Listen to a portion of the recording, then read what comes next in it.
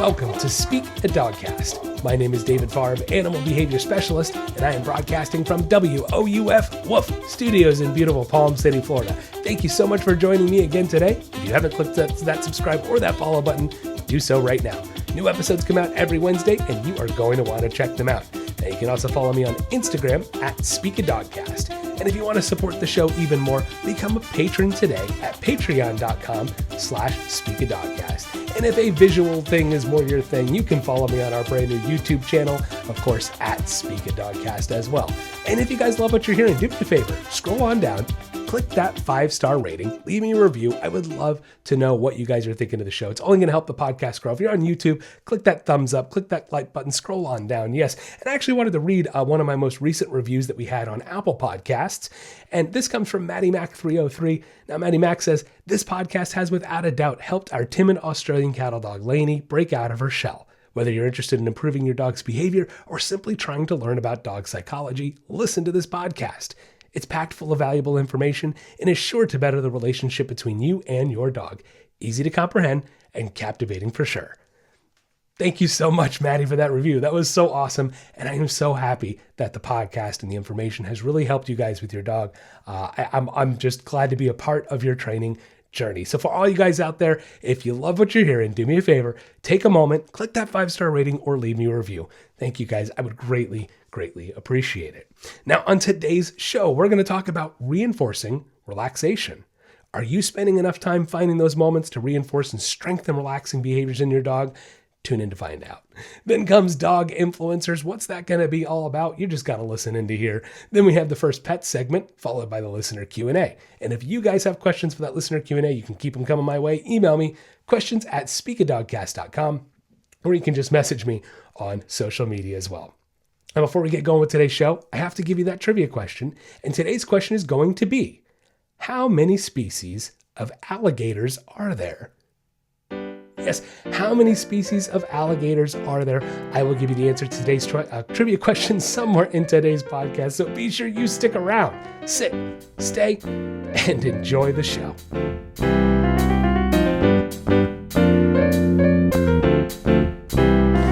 Next on Speak a Dogcast, Reinforcing Relaxation.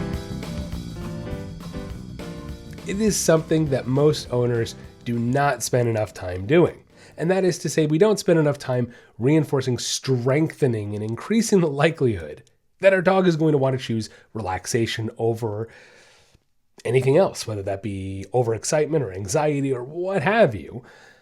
I don't know about you guys, but I would prefer my dogs be more relaxed. It's not to say I don't want them to have fun. It's not to say I don't want them to go run and be a dog. It's not to say I don't want them to be I'm not saying I don't want my dogs to be excited when I get home. That's not what I'm saying. What I'm saying is that if we spent more times on the whole, as dog owners on the whole, if we spent more time focusing in on strengthening relaxation in our dogs, we'd see a lot less behavioral issues of like jumping on people and pulling on leash and getting overexcited, or maybe even, you'd be surprised, even barking at things they hear outside. There are so many things that just reinforcing a relaxed state of mind in your dog, so many behaviors, you're going to minimize the likelihood of them ever happening or repeating if they already happen. Okay, so we're going to talk into some details of this and some examples today of what I mean. And again, then there's also the side of like, what is relaxation? We're going to talk about that. We're going to start there today, but we're going to talk about what is relaxation? What am I talking about? What are we looking for to reinforce? That's the first thing. We have to understand what we're looking for. The second thing is, what if your dog doesn't relax? What if they don't give you that relaxation? What if they're constantly crazy? How do we get our dogs to that state? Because, look, as I always say, if we're going to reinforce a behavior, we want it to be a desired behavior. But if there's no behavior to reinforce, right? If our dog isn't giving us the desired behavior we're looking for, well, then we can't reinforce it. So that's an important question we have to ask today is, if our dog doesn't relax, how in the world do I ever strengthen relaxation? So we're going to talk a little bit about how to get them to that relaxed state of mind. And then we're also going to talk a little bit about a dog's state of mind in general. And that's going to kind of go with the first portion of this segment as well. So, you know what? Actually, I'm going to flip it. I was going to start with talking about what relaxation is. Let's talk about state of mind first. I'm going to flip-flop it there today. All right, so state of mind. I've talked about this a few times on the show. And look, it's pretty simple actually, it's not pretty simple. It's very simple. It is quite simplistic on how a dog's brain operates. It's very black and white. It's very simple in that it's all about a one-track mind. Okay, you ever heard men are like dogs? Well, there's a reason, because our brains are wired very similar. Okay, it's that one-track mind, and dogs are very much in that state of mind. Right? So they find themselves on this one track. Look, I always give the example, if you've ever seen that Disney movie Up, everybody, you know it. And what's the dog's name? Oh my gosh, what's the dog's name in Up? I'm totally blanking. Doug, there it is. And Doug is talking and he's having a conversation, and all of a sudden he goes, squirrel. Right? He literally cannot focus. And I love it because it's the essence of a dog brain. That's why it's like the greatest example like that you can visually see. In the sense that he's having a conversation and all of a sudden he gets distracted by the squirrel, and he literally cannot pay attention to both at the same time. Can't do it. And it's so true with the dog brain. Think about it. Think of your own dogs. When they see a squirrel, when they see the rabbit, you sometimes become chopped liver if we haven't trained them well enough, right? So again, state of mind. So if a dog becomes hyper-focused, if a dog becomes obsessive is another word for it, if they become obsessive about any of these things, I've got a client coming up with a dog who chases rabbits very badly to the point that it's bowling her over. And we're going to see what that's all about. But it's obsessive. I can already hear from the phone call, it's obsessive. And when they get into these states of mind, right, nothing else matters. They're gone. So, okay, what if the dog is anxious? What if the dog has anxiety issues and they find themselves in this constant anxious state, and then they get stuck in it? And guys, I kind of look at it, it's like a race car and a racetrack, right? And by no means, I'm not a NASCAR expert. I may get the speeds wrong here, so anybody who's a fan, don't hate me. But look, I say it's like the brain should be, right? Should be a race car and a racetrack going at a reasonable speed. I think they go like 170, 180 miles an hour. I don't know. Come on. I don't know. I really don't know. But unfortunately, when a dog is anxious, that speeds up to like 300 to 400 to 500 miles an hour. And they're going around this track so fast, they get so stuck in this state of anxiety that they're going so fast in this state, they cannot see anything else out. They can't see the people in the stands. They can't see the world around them because they get so stuck in this state. And not only that, a dog is going to get so stuck in that state because they go, hey, being anxious works for me. Right? Like, let's give the example of a dog who maybe has anxiety over strangers and is fearful of strangers and barks at strangers. And in their brain, they're going, well, this keeps me safe. I'm still alive. Woof, woof, woof, stranger. You went away. You left me alone. Hey, it worked. I'm going to do it again. The only reason an animal repeats a behavior is because it gets reinforced and they get something out of it. In their brain, they think this works for them and they keep doing it, and they get into this, okay, long story short, they get into this obsessive state and they get stuck in it. Okay, so that's the state of mind I'm talking about. When I do come across a dog who has severe anxiety issues, even when it tends, look, when we talk about aggression tendencies in dogs, that is on the spectrum of an anxiety issue. It is, because a lot of times those dogs, not always, but a lot of times those dogs are, they're acting cautious in the sense that I'm going to bite you. I'm going to growl at you. I'm going to tell you that I'm here before you have a chance to bite me. Okay. It's all okay. So they get stuck in this. They get stuck in these moments thinking this works for me. I'm going to do it again. And their brain cannot get out of it. My job, your job as the owner, if you have a dog like this, our job is to put speed bumps on that racetrack and slow the brain down, jolt the brain out of it a little bit. Okay, now there's all details on how we do that, but that's not what we're talking. What we're talking about here is that state of mind. I want you to understand that dogs have that one-track state of mind. It's very important that we understand that, we see that, and we can recognize that. So let's go to the other side. We're talking about anxious dogs and this. What about dogs that are stable? What does a stable dog look like? Relaxation, for the most part, this little girl. Relaxation. Okay, relaxed state of mind. They're stable. They're not jumping the gun on everything. They're not barking every time they hear a noise immediately to the point that they're bolting to the front door. It's one thing to boof. Did I hear something? Hark? Was that something outside? Okay, that's a little different than the full throttle. I'm going straight to the door and losing my mind. If I have a dog in a relaxed state, they tend to do more processing. They think more about what they're doing versus a dog in an anxious state that gets so stuck in it that they just go, go, go, go, go, go, go. I always say dogs that go, go, go, go, go, they get themselves in trouble. They do, because they think this one way works for them. And in fact, as you guys, come on, as human beings, we know you can't react to the same thing the same way every time. You can't do that. You have to react to everything a little differently. And dogs that are anxious and get stuck in this bad state, they've never been taught to relax, and they find themselves in this constant anxious mode. Okay. So a dog that is stable, they actually think about what they're doing more often. They process, look at another example, not to even get on the anxiety side, but let's just say I have a puppy who's really over energetic and literally cannot sit still for 2 seconds, and they jump all over. And let's say this is the first time I'm working with them, and I'm just trying to get something as simple as relaxation. Look, here's the thing. I always start with relaxation. That's where it always begins. I think I talked about this a couple episodes ago. When I walk in at a consultation, I do almost every single time, it depends, but most of the time, should I say not even almost every, but most of the time, I have an exercise I run through, and it's very simplistic. I leash up the dog, and if they sit down and look up at me and give me eye contact in some form of focus, they get a treat and a reward. That's simple. The longer they sit there, the longer they stay relaxed, the more rewards they get. It's a very basic exercise. I am showing this dog, relax and you get something. Relax and you get something. Relax and you get something. And before you know it, this dog literally goes into a relaxed state of mind to the point they usually end up just lying down. And when I have a dog who's really over, a puppy especially, who's really over energetic, who cannot sit still, who jumps, who's just, they get the treat and they're jumping on you again. They get the treat, they're jumping on you. They just, and after 10, 15 minutes of working through it, all of a sudden we get to this relaxed state. And the owner will look at me and go, I've never seen the dog relax that much. And here's the point. Here's the connection. Now we know now we're starting to see the signs of what a relaxed dog looks like, of what a relaxed state of mind looks like. Now, this isn't going to be permanent with this dog. This is the first time I've done it with him, but this is where it begins. Again, if I have a dog jumping all over me and going nuts, I can't reward that. That's not relaxed, right? So instead, I have to wait for the relaxation to happen and then reward it. Sometimes it's a matter of waiting them out. Sometimes it's a matter of making a little correction. If they jump up on me, I put my knee forward. I'm not kicking them. I'm putting my knee forward to create a boundary.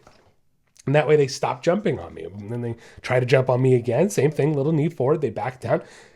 And they're going, boy, that isn't working for them. And all of a sudden they sit down and relax. And then I throw a treat. Boom, there's a treat. And they go, oh, wait a second. Okay. And again, before you know it, the dog ends up in a relaxed state of mind. Now we have something to reinforce. Now is the time to strengthen the hell out of that. Okay.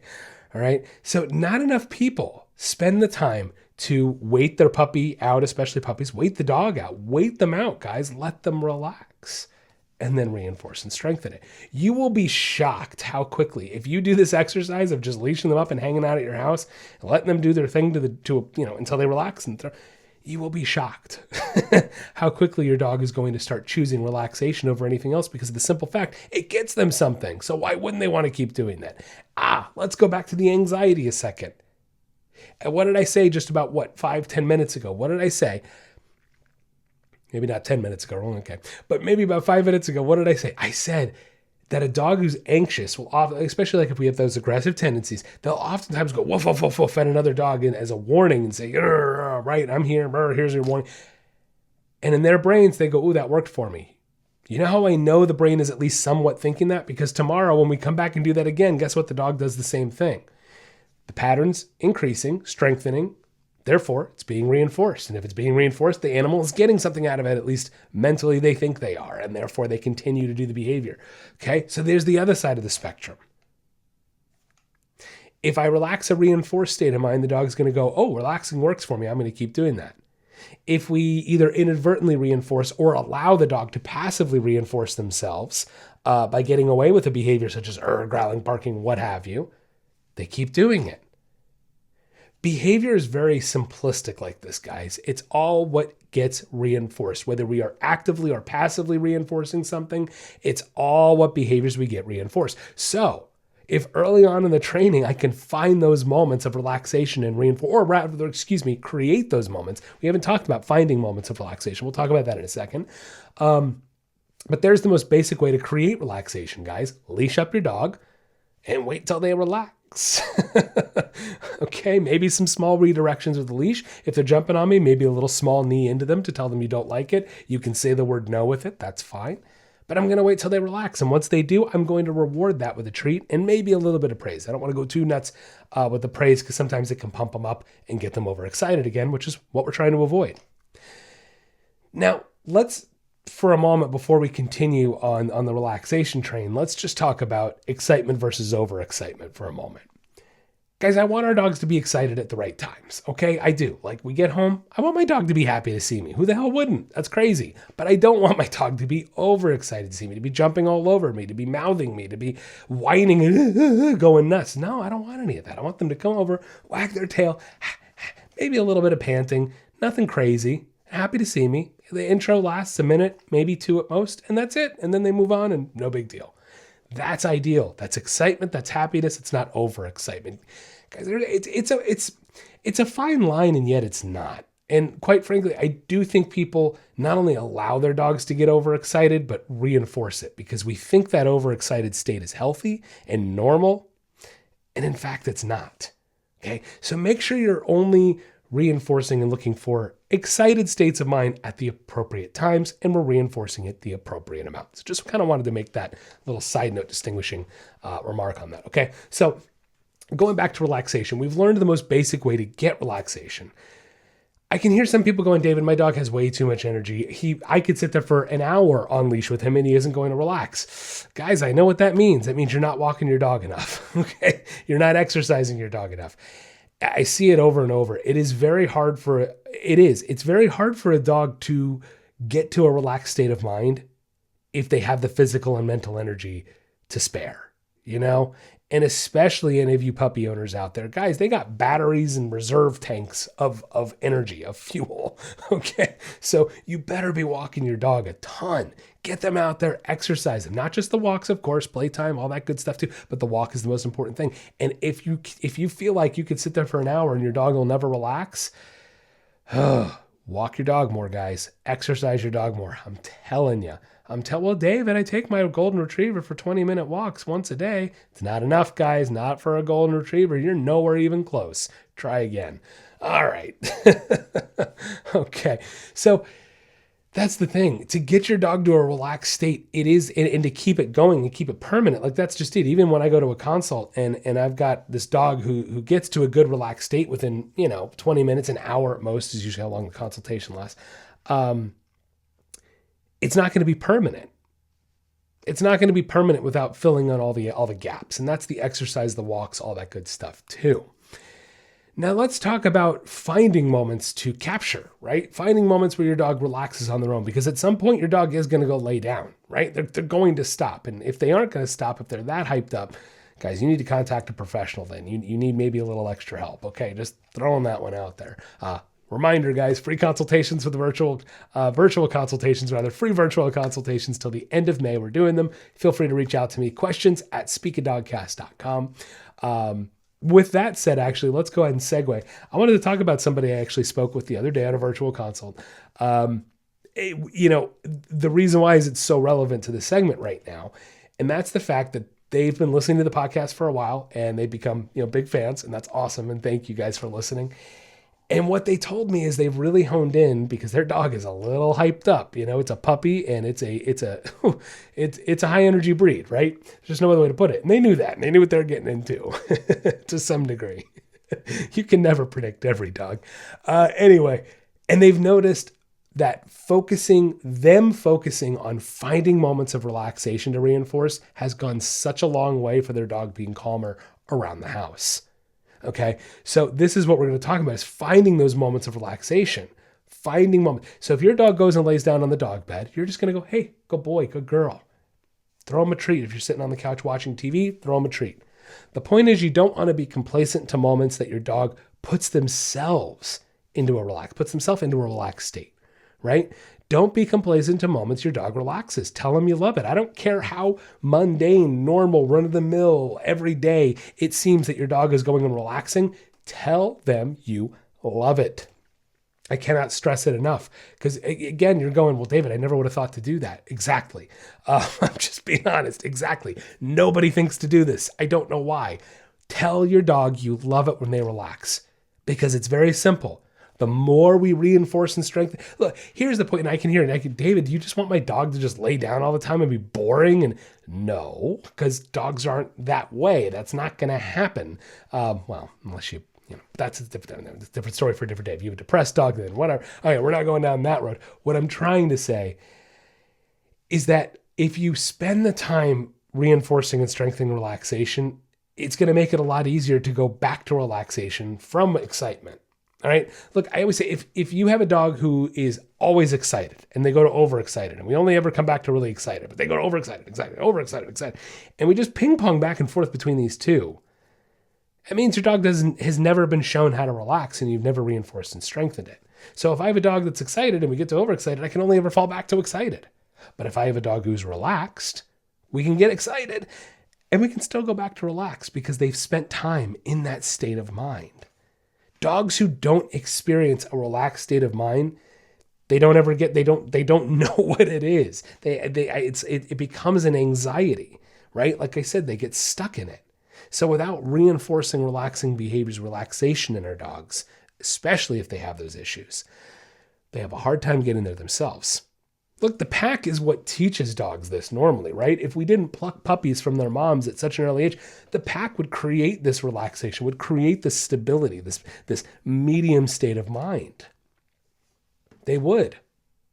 But because we remove mom and dad and the siblings and all of that information that comes with it, puppies lose out on all this info.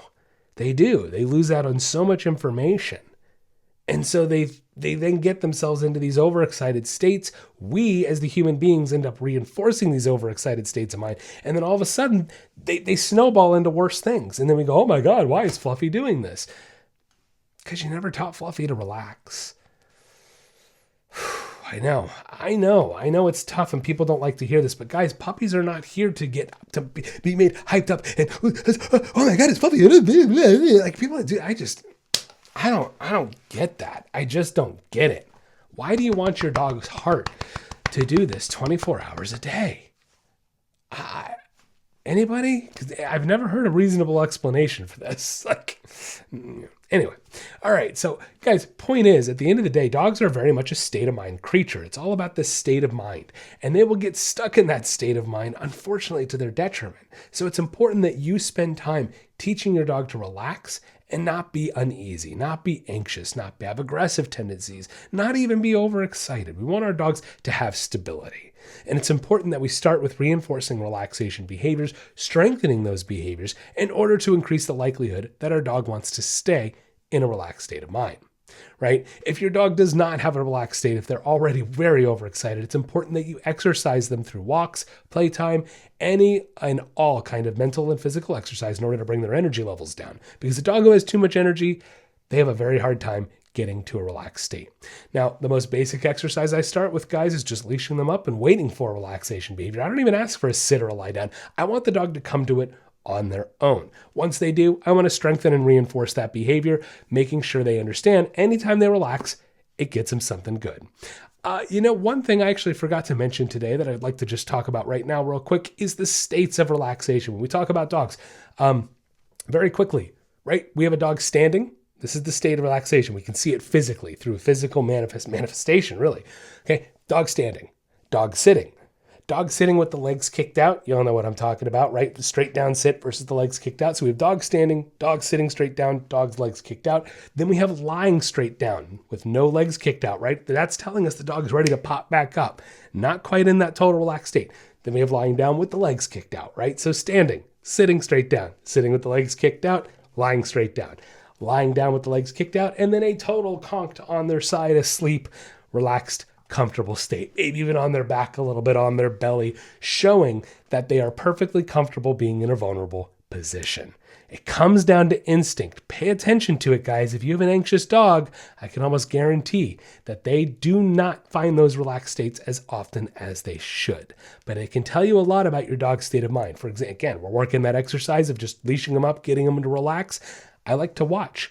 How long is it going to take to get to each state of relaxation? When I do this exercise tomorrow, did that breakdown of all those relaxed states, did it go quicker? The answer is probably going to be yes if you're doing it correctly. All right, so just wanted to make that distinction. Okay, then of course, there is the moments to capture states of relaxation. If your dog goes and lies down on the dog bed, make sure you tell him you love it. Anytime your dog relaxes, as simple, mundane, everyday, run-of-the-mill as it might be, don't be complacent to it. Anytime your dog sits down, provides any of those states of relaxation, tell him you like it. All right, guys. So be sure you're finding those moments to reinforce and strengthen your dog being calm, being cool, being collected, and in a nice mental state of mind.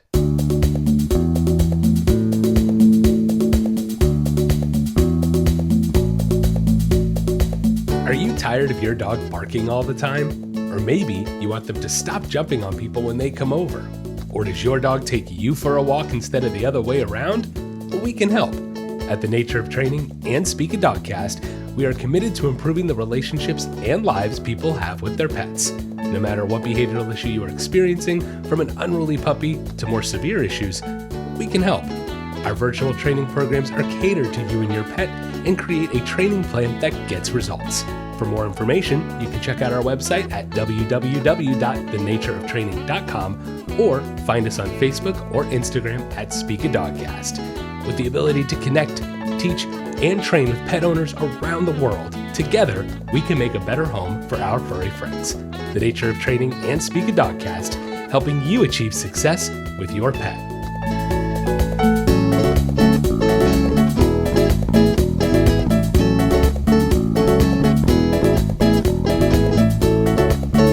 Next on Speak a Dogcast, dog influencers. Not talking about social media. No, I'm talking about dogs in your household influencing other dogs in your household, right? We have a 2-dog situation, a 3-dog situation, in rare cases 4 and 5-dog situations, where maybe we have one dog who's really misbehaving and is part of the problem, and the other one is learning from their bad habits. Now, not only from a household too, there are other dog influencers that may not be so good for your dog, and that can be the dog park, your doggy day camp facility, all different kinds of places. Look, you parents out there, you know what I'm talking about. Your kids come home and all of a sudden say a bad word that you have never said in front of them. And where in the world did they learn that? From another kid at school. And unfortunately, it can be similar when it comes to dogs. They can learn some undesired behaviors from other dogs. The good news is they can also learn desired behaviors from good dogs. But it's tough, right? It's tough. Look, I see it sometimes where we have a second dog in a household, and especially if it's a puppy, and they're taking on the bad habits of the first dog that's already been there, who's the adult dog. And what do you do? What do you do? And the answer people don't like hearing, well, guess what? You need to train your first dog. Like, can't we just train the second dog? I mean, yeah, sometimes, but guys, dogs speak the same language, and sometimes it doesn't matter how well you train them. If they're going to be spending majority of their life around that other dog, even more so than you, what do you think is going to happen? Like, they're going to influence each other, and it's not always for the better. Not always good. So what do we do about this? Look, guys, I always say it. If you're going to, first and foremost, if you are one of the people out there and you have a dog and your first dog maybe has some issues, and you're thinking about getting a second dog, think again. Okay? I mean that in the nicest way possible. Think again. You should not be getting that second dog until you deal with your first dog. And here's the, oh, David, I can hear it. I hear it. David, he's not that bad. Not that bad gets amplified when you bring a second dog into the picture, guys. All of a sudden, not that bad turns into intolerable overnight. Behaviors you wouldn't have thought of being an issue as a single dog all of a sudden become a huge problem with the second dog. Look, I'm not trying to scare anybody, and at the same time I am, because I need you guys to be smart about this decision making when we're getting a second dog. I've done segments on this before, even recently, that a second dog is not always the answer to your problems. Because it's not. Look, I even did, oh God, that commercial killed me. The commercial that basically says, oh, get a second dog to solve your first dog's behavioral destructive problems. They're separated. They miss you guys so much that they need a friend.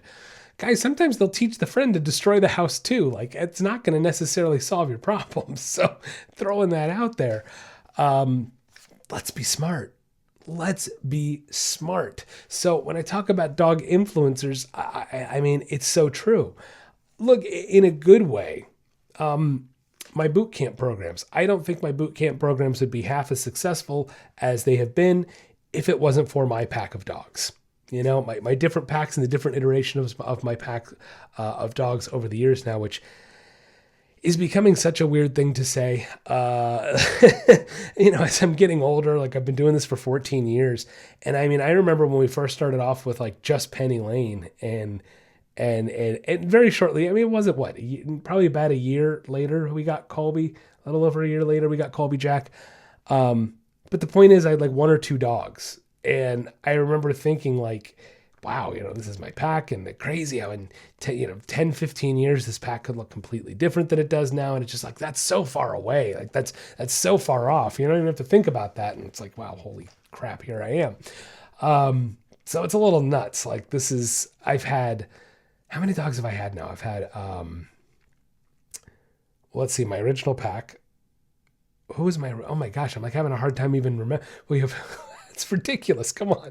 We had Penny, Colby, Fred, and Lucky. That was my original pack, right? I mean, I had Penny and Colby first, and then Fred and Lucky came in about a year or two later. They came in at about the same time. Oh my goodness. Anyway, okay, I'm getting off topic here, but the point I'm trying to get to, guys, is if it wasn't for my pack of dogs and their stability and their good influence on other dogs, my boot camp programs wouldn't do as well as they do. We wouldn't get the successes we do. I truly believe this and know it, that we would not have the successes that we've had if it wasn't for my stable pack of dogs. Now, it also, took years to make those packs. Even this pack, I got a couple young guys still. My old girls know what's up, but even the young guys, they're learning how to be a good influence, and they're doing great every day and getting better every day. So they speak the same language. As good as human beings as some of us out there can get at really learning to communicate with them, I'll never be as good as another dog. I'll never be. I will never have the level of subtlety and body language and the skills that these guys have, because it's very basic and instinctual for them. And it's me going outside of being a human and coming down to their level. So that's the reality, and I mean, full blown honesty. Look, when we brought Nemo in, Nemo had a lot of issues, as any of my longtime listeners, Nemo was a work in progress for a very long time. And he still has his moments, but man, he has come such a long way, and he's turned into such a great dog. Really. I mean, just even the past couple months, what a difference. And the influence that he had on some of the other dogs when we first brought him in was not necessarily great. I mean, it's speed bumps, it's things we had to work through and stuff we had to work through. And luckily I had my other 3 dogs here, 4 dogs at one point, because Colby was around a little while for Nemo. And so luckily that's what helped Nemo along, and that's what could also help the client dogs along. But if I had just had Nemo, and that influence on those dogs might have not been so great. So, I had to be strategic about how we were doing the training and everything, because Nemo was going to have, unfortunately, that not so great influence if we weren't careful. Look, even an experience recently I had where clearly the first dog in the household had influenced a newer puppy. And this first dog had been around for years and years and years. And this puppy comes in, and there's issues between them. There's issues with the first dog and people. There's issues with the second dog and people now. And clearly we can see some of these were learned behaviors. Now,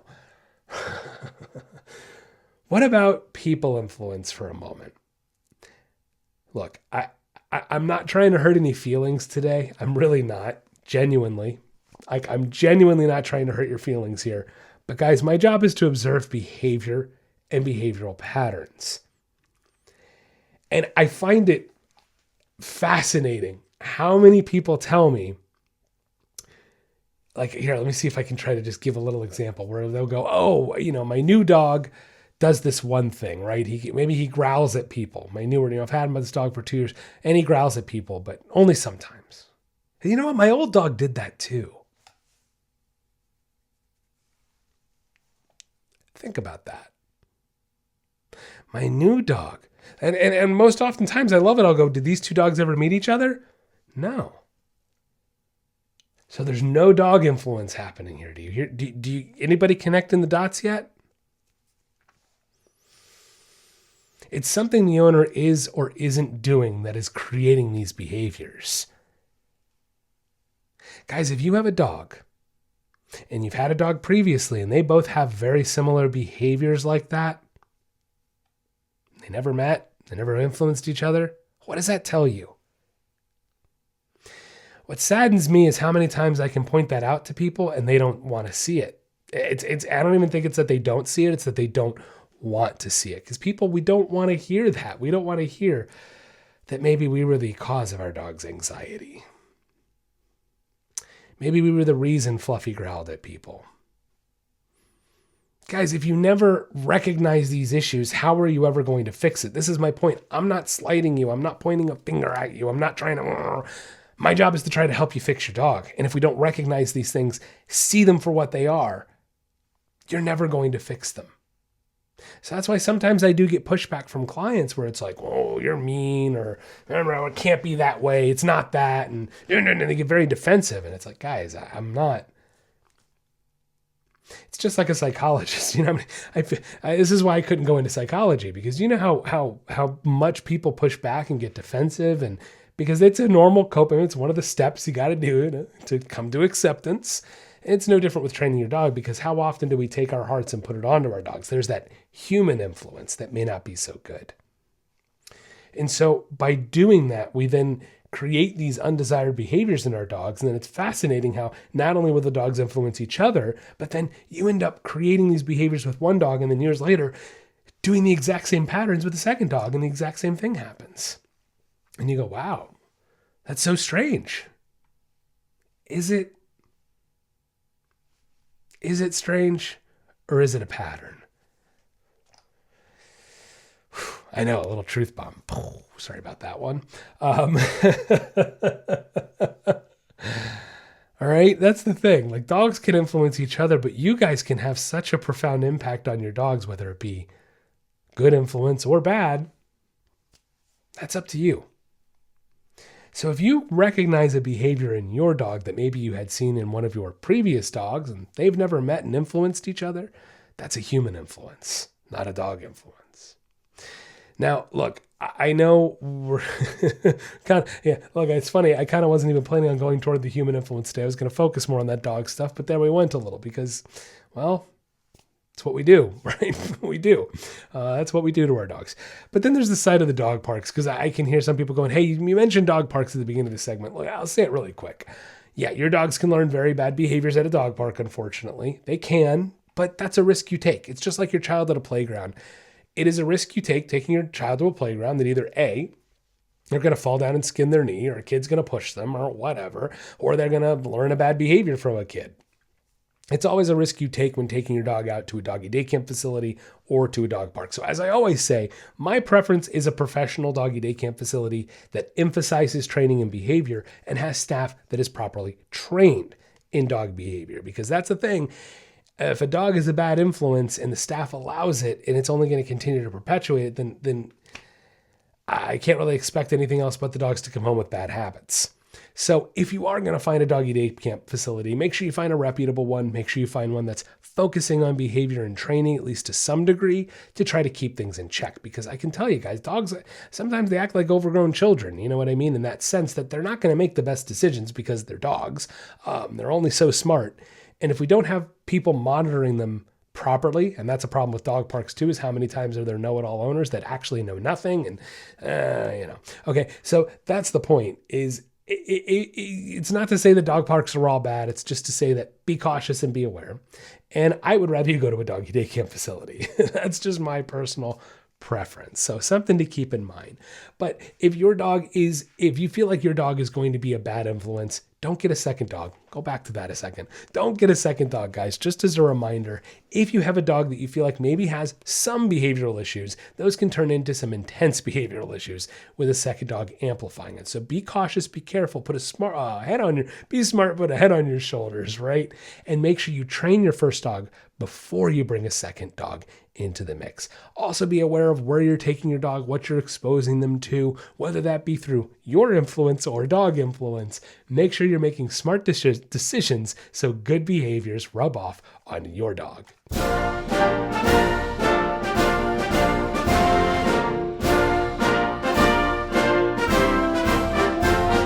Next on Speak a Dogcast, it's the First Pets.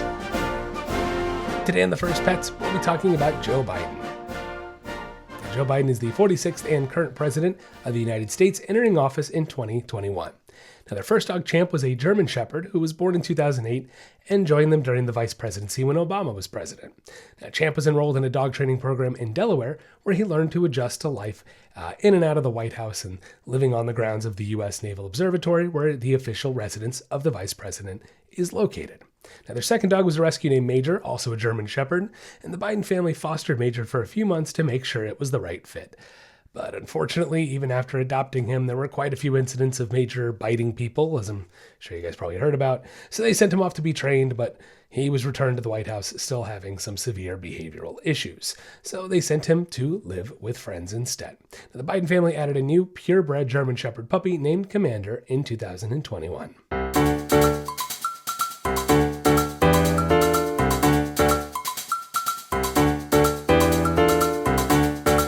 Next on Speak a Dogcast, it's our listener Q&A.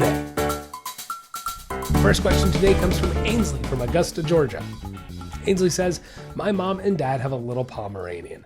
She is a devil dog. She loves my mom and gets aggressive if anybody tries to come near her. She literally has to put the dog in a separate room if anybody comes over. She carries him around like an accessory, spoils him in all the wrong ways, and just does everything wrong.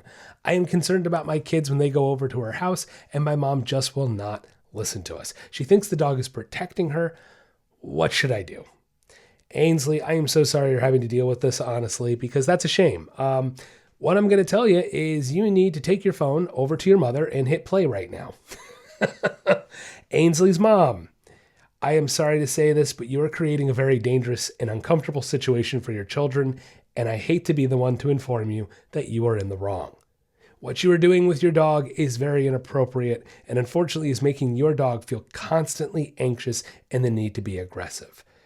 To have your dog in this state is not healthy, and clearly you can see it's affecting your loved ones around you to the point that you even have to separate your dog in another room.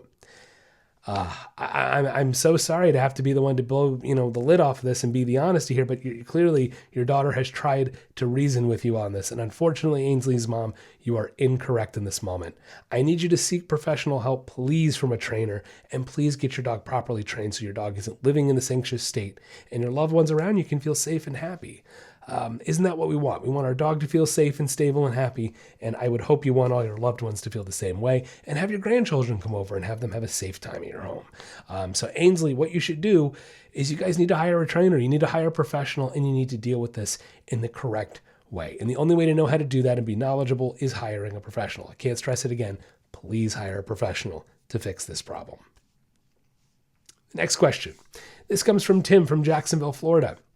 Tim says, my wife and I have a beagle and we cannot trust him off leash at all. Even in the fenced backyard, he does not want to listen and does not want to come back to us. He's able to get out the front door. He has been able to get out the front door a handful of times, and I'm obviously terrified of him getting hit by a car. Now, luckily, our street is not very busy and it's nowhere near a big road, but he's not that big and things can happen. So what can I do to get him to come back to me when he gets out? Okay, Tim, good question. Look, the first and foremost, and I know this is tough, but the best way to keep him from getting out is to not let him out. I know easier said than done, but maybe you need to put some notes on the door. I don't know if it's other people in the household leaving the door open. Maybe it's one of those things where the door doesn't close all the way unless you really pull it. I'll just be honest, you guys got to be more diligent about this. Because that's the number one way to keep your puppy safe. Now, I'm not saying we shouldn't work on it in other ways. We definitely want to be working on a recall and focus and things like that with your dog. It's a beagle, a little tougher, but right? That knows. But I'm telling you, the easiest way to avoid your dog getting out is to keep the door shut in the house, right? Being aware of where your dog is when you're opening that door. Now, I got to give you a laundry list. Okay, I'll be honest, I got to give you a laundry list. The first thing is you got to be walking him. If you're not walking your dog every single day, he's going to be maybe wanting to give himself a walk. I mean, that's the thing. The nose knows, and he smells those things, and he'll go. If you're giving him a walk and you're giving him some sniff time on that walk properly, go back and listen to their segments, then that might help at least a little bit with that exploration. Not to mention bring the energy down. It's always what I would suggest is bring the energy down. Second thing is you got to start teaching your dog to not bolt out the front door. I wish I could get into the details of your laundry list today, but it's a lot. So you got to teach them to go out, stop running out the front door. It even starts with when you let them out in the backyard. The question is, are you opening the door and just letting them go? Because that sets precedent on how the front door is treated, right? Maybe we need to create that sit and stay at the back door. That way he starts learning not to bolt out the front door. Okay, the other thing is we have to work on focus. I already know it because it's a beagle. You got to work on the focus and spend a little more time honing in maybe a kissy noise, calling his name, some particular noise that gets his attention and redirects him back to you. Now, look, beagles are usually pretty food driven too, so find the treat that works. Find something extra stinky and smelly. Like I always recommend like a salmon or a duck treat. Those are kind of my go-tos for something extra special that we're going to work on just for the recall. Now, working on a recall, you've got to do that. Check out my other segments on the recall. So many things to check out. So many segments and so much information. But the recall's got to be worked on in the backyard, in an enclosed, safe environment to start with. That way, once he gets out, you have a recall. But I'm telling you, Tim, you got to work on focus. You got to work on not bolting outdoors. You've got to work on the recall. You've got to work on walks and exercise. There's a lot to be done here to curb this, because usually when a dog is bolting out the door like that, there are multiple symptoms of this cause, right? There's multiple things going on that are creating your dog to want to bolt out that door. And there's multiple ways we have to attack it to get it under control. So if you want, you can reach out to me again. We can talk more. We're doing those free consultations until the end of the month of May. Anybody out there, if you want to do a free consultation with me, offering free consultations till the end of the month of May, feel free to email me, questions@speakadogcast.com, or you can just message me on social media as well. So thanks, Tim, for the question. Keep the questions coming at me. Email me, message me, whatever you want, guys. I'm loving them. Keep the questions coming, and good luck out there training your dogs. The answer to today's trivia question, how many species of alligators are there? There are only two. Yes, the American alligator and the Chinese alligator. Now, interestingly, the name or the word alligator comes from the Spanish word for lizard, which is el lagarto. So you can easily see how the connection was made from el lagarto to alligator. That's going to wrap up the podcast today. Thank you so much for listening in. If you haven't clicked that subscribe or that follow button, do so right now. New episodes come out every Wednesday, and you're going to want to check them out. Follow me on Instagram @SpeakADogcast. Become a patron of the show today, patreon.com/SpeakADogcast, and find me on YouTube @SpeakADogcast. If you love what you're hearing, give me that 5-star rating. Hey, if you're looking for training for your dog, we're offering those virtual training sessions until the end of May. Be sure you email me, questions@SpeakADogcast.com. I want to thank my patrons, my pup supporter, Regula Wright, and my dog friend, Maureen Crossan. Thank you guys so much. Have a wonderful week. And don't forget, get out there and walk your dog.